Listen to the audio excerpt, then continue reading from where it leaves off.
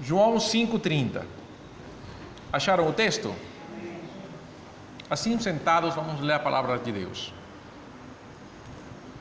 Jesus fala: não posso fazer coisa alguma por mim mesmo.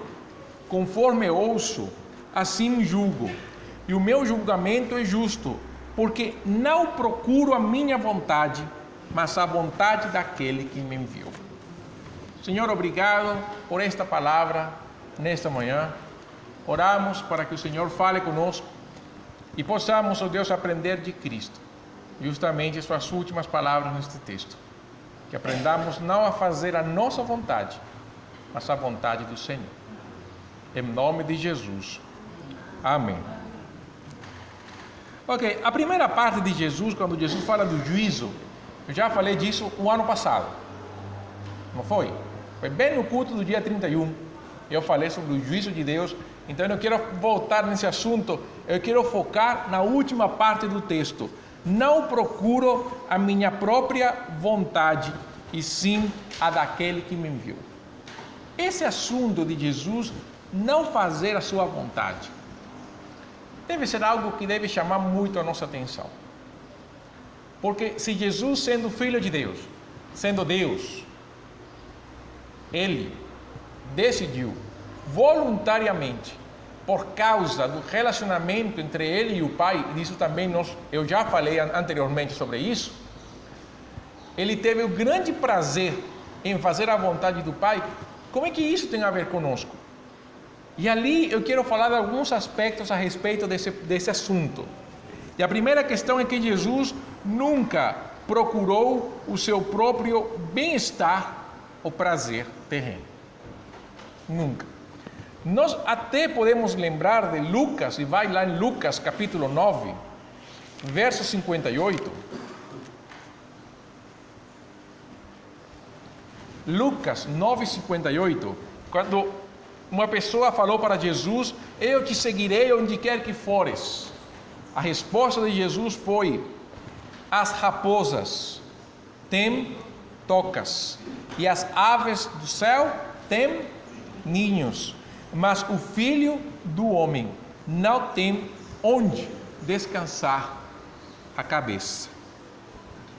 No ministério de Jesus, ele não teve conforto. Nós vemos Jesus indo de um lugar a outro, andando de um lugar a outro, estando nos lugares que for, falando com qualquer número de pessoas, e no momento em que ele queria descansar, as pessoas não respeitavam o descanso de Jesus, e Jesus ia atendê-los. Jesus não teve esse prazer que nós temos às vezes de tirar férias, ter um dia de folga, desligar o telefone, ninguém me encontra, eu vou para algum lugar aqui perto daqui. Você pega o carro, vai para uma estrada, desvia um pouquinho, entra num mato ali, ninguém encontra você. Ninguém. Jesus não tinha esse prazer. Onde quer que Jesus andava, sempre tinha alguém que falava: oh, Jesus está naquele lugar. Todo mundo estava lá. Então Jesus não teve esse conforto, esse descanso. Nós temos que aprender que mesmo nós, na nossa vida, na nossa caminhada, nós tenhamos esses momentos de descanso, de lazer, nós tenhamos as férias muitas vezes, e nós tenhamos esse momento também de falar para as pessoas: olha, hoje eu não posso. Nós podemos fazer isso. Biblicamente nós podemos fazer isso. Paulo aos Gálatas fala numa ocasião: ninguém mais me traga pesar. Porque Paulo dos Gálatas era só relatório ruim. E Paulo falou assim: eu não quero saber mais nada de vocês. Jesus não. Aí vem aquela condição de Jesus diferente da nossa. Ser Deus. Um Deus que pode nos ouvir em qualquer momento. Um Deus que sempre está disposto a nos atender. Mas uma questão é clara: que nós nesta vida temos mais sofrimentos do que prazeres. Para nós cristãos é uma grande verdade. E Paulo escreve aos Romanos, no capítulo 8. Pode ir aí, Romanos, capítulo 8.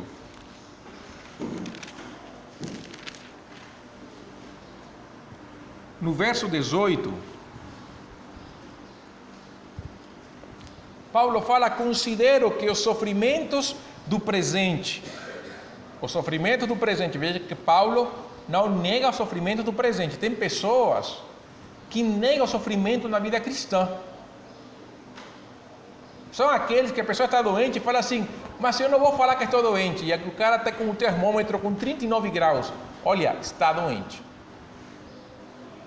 Não tem aquela coisa de negar a realidade. Paulo não nega a realidade. Paulo fala: considero que o sofrimento do presente, aqui vem a questão, não se podem comparar com o quê? Será. Você vê que está no futuro. Será, não é agora. Vai ser quando? Na eternidade.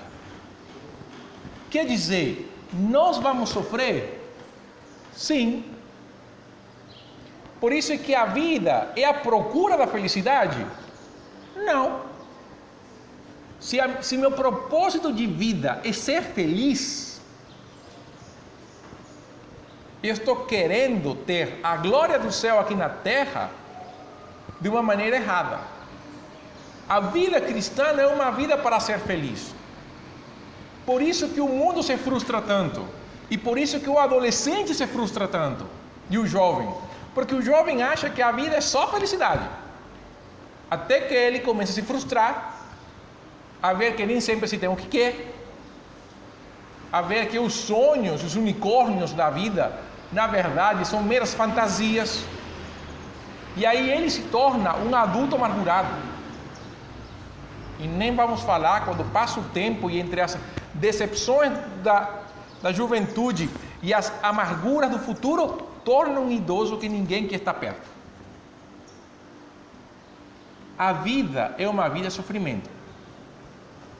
E vida cristã tem um sofrimento a maior porque nós sofremos o desprezo do mundo.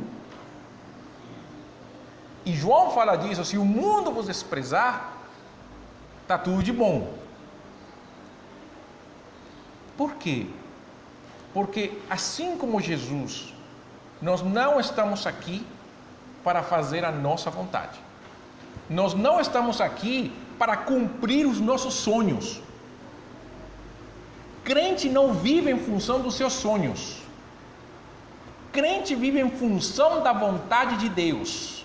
Gente, não tem sonho de Deus. Deus não sonha. Primeiro, porque Deus não dorme. E segundo, porque sonho é uma ideia de algo que pode se concretizar ou não. Deus não trabalha em especulação, Deus trabalha em fatos. Deus tem um propósito que vai se cumprir, queira você e eu ou não. O mundo pode se colocar contra Deus. Deus ri deles. Salmo 2. Deus zomba das pessoas que procuram entorpecer seus planos. Deus não tem sonhos. Deus não sonha. Deus trabalha em função do propósito eterno, da sua vontade. E o que Deus considerou desde a eternidade que vai acontecer, acontece. Porque Ele é Deus. É a única pessoa que tem o poder de dizer que algo vai acontecer. Você pode ter certeza que isso vai acontecer.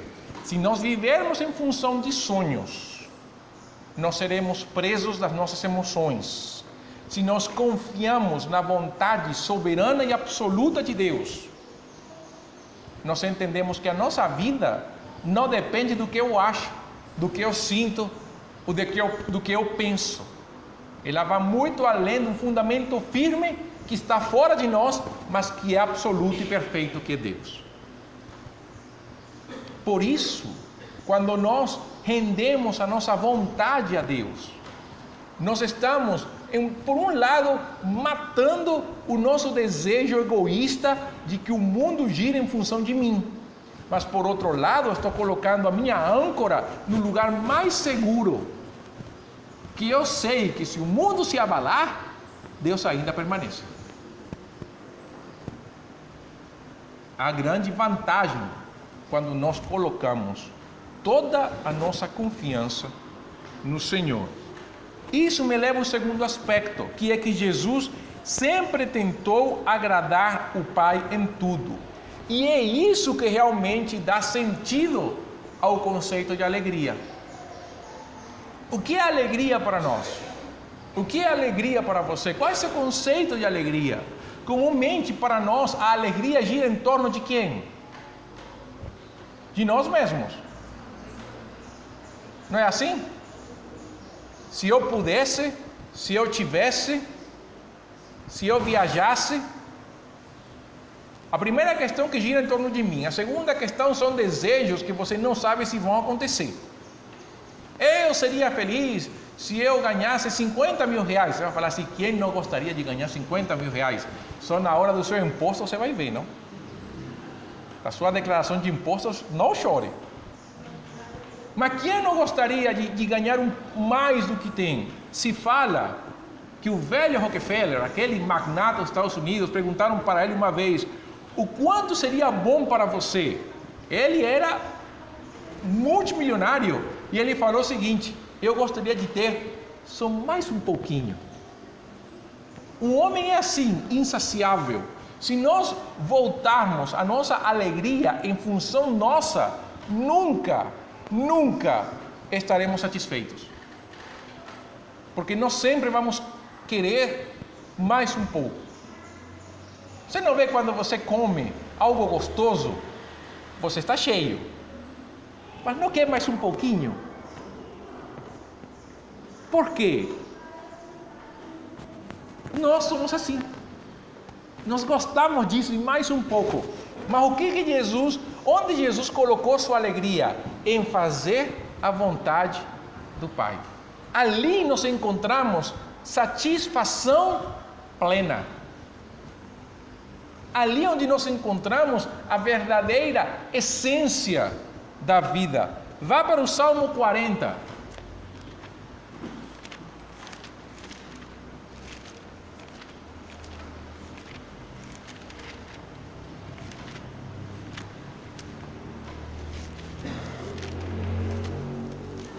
Ah, pastor, repetir comida é pecado? É claro que não.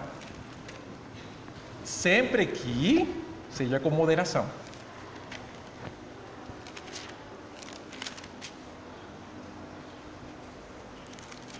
Salmo 40, versos 7 e 8. Este Salmo 40, Hebreus, no capítulo 10, ele vai colocar um caráter muito messiânico neste salmo. Estas palavras que nós vamos ler, elas estão repetidas no Hebreus capítulo 10, no verso 7. Nós não vamos ler Hebreus.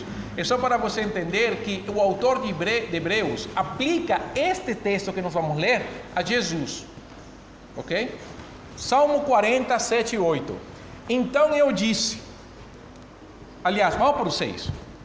Tu não quiseste sacrifício nem oferta, abriste meus ouvidos, não exigiste holocausto nem oferta de expiação pelo pecado. Então eu disse, aqui estou, no rolo do livro está escrito a meu respeito, gosto de fazer tua vontade, ó meu Deus, sim, tua lei está dentro do meu coração. Como você vê, gosto, outras versões falam agrada-me, fazer a tua vontade. Onde estava a felicidade? Em fazer a vontade de Deus. Você já viu crianças, principalmente as pequenininhas, quando fazem a coisa que os pais gostam, não chegam para os pais e falam, é verdade que eu me comportei bem hoje? Não é assim que acontece? Por quê? Porque eles procuram a aprovação dos pais. E ali eles encontram, sabe o quê? Satisfação plena. Porque nós criamos nossos filhos depois a que eles procurem a satisfação nas coisas que nós achamos que tem verdadeiro valor. Mas todos nós nascemos com o senso de satisfazer os nossos pais. Isso é inato. Mesmo que a criança pirracenta. Todos nós não fomos, somos. Que a gente nunca deixa de ser, não é? Só que quando a gente cresce e se separa dos pais, a gente não tem como pirraçar mais os pais. E os pais...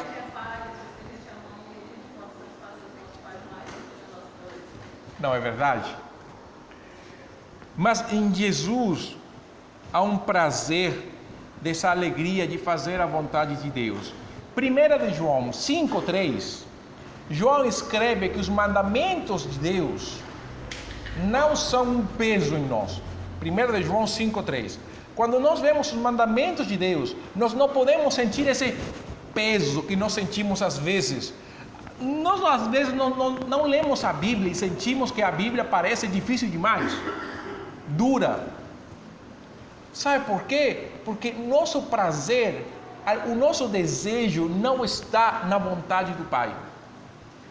Ali onde nós vemos a Bíblia ultrapassada, ali onde nós vemos dificuldade em aplicar a palavra. Por quê? Porque o prazer de fazer a vontade de Deus em nós não está.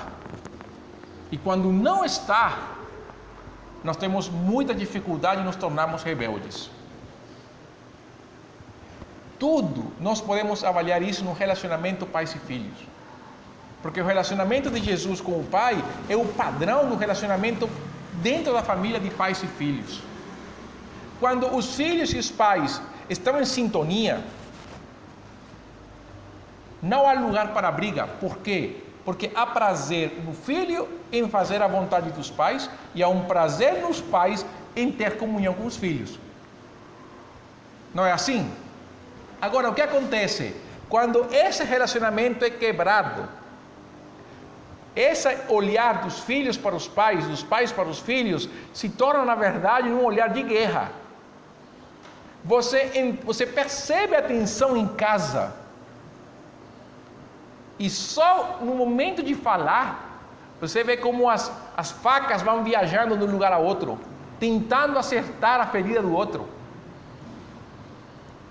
Mas, quando há plena satisfação no filho de fazer a vontade do Pai, e do Pai de que o filho seja aquilo que o Pai quer que ele seja,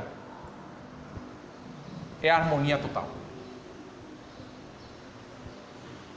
Porque o prazer está no filho em fazer a vontade do Pai, mas isso cria uma satisfação do Pai, porque sabe que está sendo um bom Pai.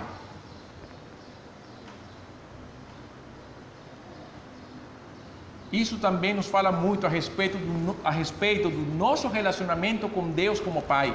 O prazer do Pai é que nós façamos a sua vontade. E o nosso prazer deve ser fazer essa vontade. Que Deus olhe para nós e Ele tenha a maior alegria de ver que nós estamos fazendo exatamente aquilo que Ele pediu para nós. Mais nada. Você não tem que fazer mais nada. Você não tem que tentar surpreender a Deus fazendo outra coisa que Ele não pediu para você. Faça aquilo que o Pai pediu para fazer. Isso dá em Deus Pai total satisfação. Isso deve criar em nós também essa satisfação plena e deve encher nosso coração. E por isso, a última questão é que a obediência de Cristo, ela foi completa até o fim. A Bíblia fala que Ele foi obediente até a morte, e morte, onde está isso? Você lembra? Está na Bíblia, tá? Está no Novo Testamento, com certeza. Está perto. Foi Paulo quem escreveu, foi. Não foi Romanos, não. Filipenses capítulo 2.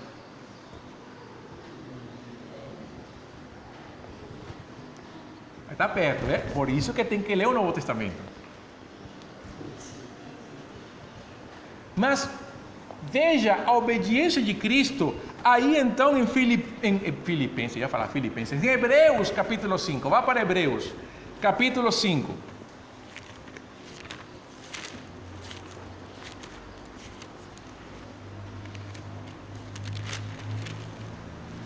Versos 7 até o 9. Hebreus 5, 7 e 9. Olha o que o autor fala. Nos dias da sua vida, com grande clamor e lágrimas, Jesus ofereceu orações e súplicas àquele que podia livrá-lo da morte. E tendo sido ouvido por causa do seu temor a Deus, embora sendo filho, aprendeu por meio das coisas que sofreu.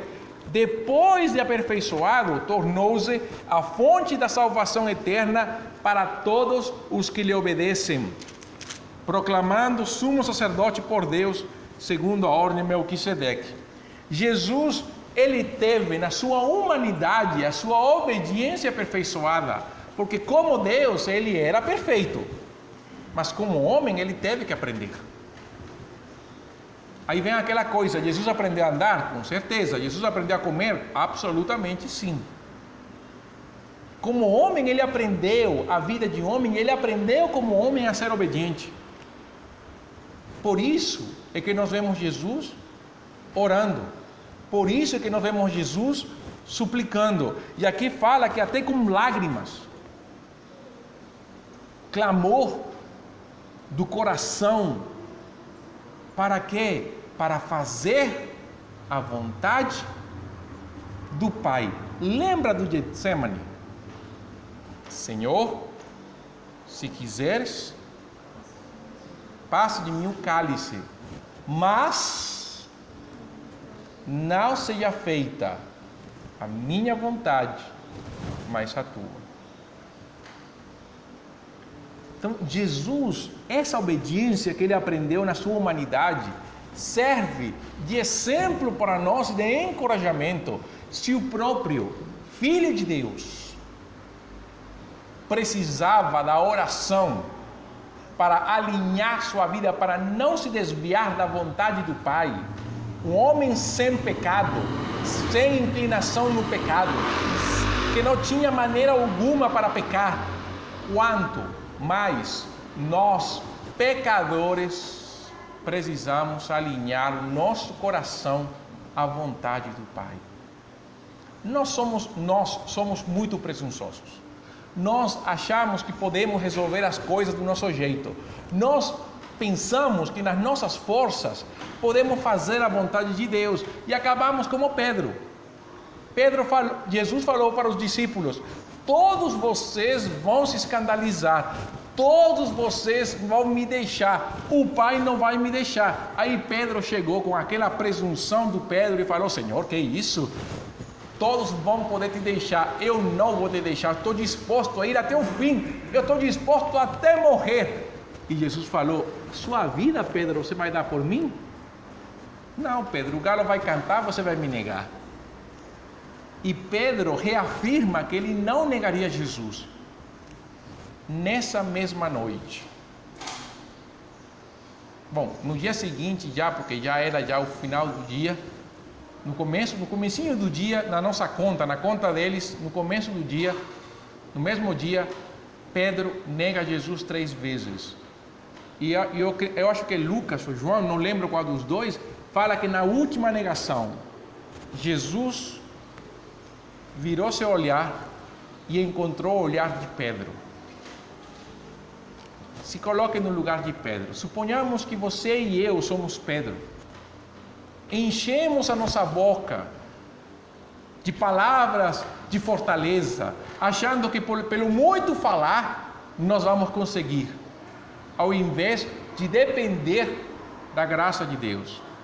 E ali então nós negamos Jesus, mas não simplesmente negamos, nós juramos, ou seja, colocamos Deus como testemunha de que nós não conhecemos Jesus, e por outro lado amaldiçoamos, pedindo que Deus nos castigue com o pior dos castigos, se realmente nós não conhecemos Jesus.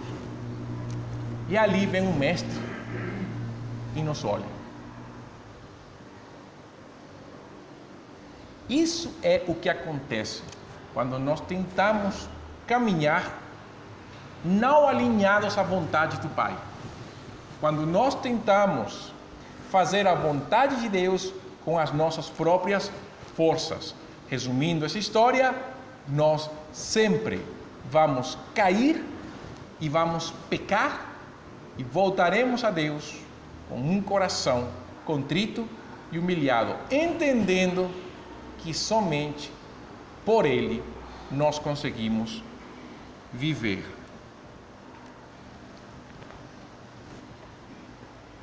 Agora, veja a terceira carta de João. Terceira carta de João. Como ela é de um capítulo só, vamos para os versos 3 e 4. Terceira de João 3 e 4. João escreve para seu amigo Gaio: pois alegrei-me muito quando os irmãos vieram e em teu favor testemunharam de como andas na verdade. Não tenho maior alegria do que esta, ouvir que os meus filhos... E quem anda na verdade, porque seu coração está alinhado à vontade do Pai. Por isso, nunca pensemos que a nossa alegria é o resultado das coisas boas que nós fazemos, ou pensar que a alegria é o fim da nossa existência. A alegria no Senhor se manifesta pela nossa comunhão com o Pai e também pelo prazer de cumprir a sua vontade. Como vemos, não deve haver nada em nós que nos proporcione a felicidade que Cristo nos dá. Não há nada em nós, somente a comunhão com o Pai. Por isso, agradar a Deus deve ser o nosso motivo de maior felicidade e alegria. Fazer a vontade do Pai deve encher o nosso coração, porque é o verdadeiro sentido de viver. O próprio Jesus não viveu para si mesmo, quanto mais nós. E por último, não pense que a alegria é encher sua vida de coisas ou o afastamento dos problemas. A alegria está acima disso. Por quê? Porque a nossa alegria não está nas coisas que vemos ou sentimos, mas no Deus que nos chama de filhos. Aliás, o mero fato de Deus olhar para nós e nos chamar de filhos deve ser motivo suficiente para nos alegrar. Só isso. Você quer alguma coisa, alguma frase que encha de alegria o seu coração, é que você sabe que você é chamado filho de Deus.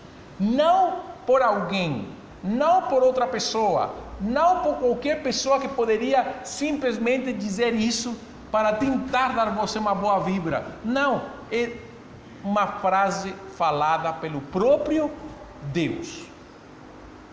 Isso é motivo suficiente para encher o seu, o meu coração de alegria.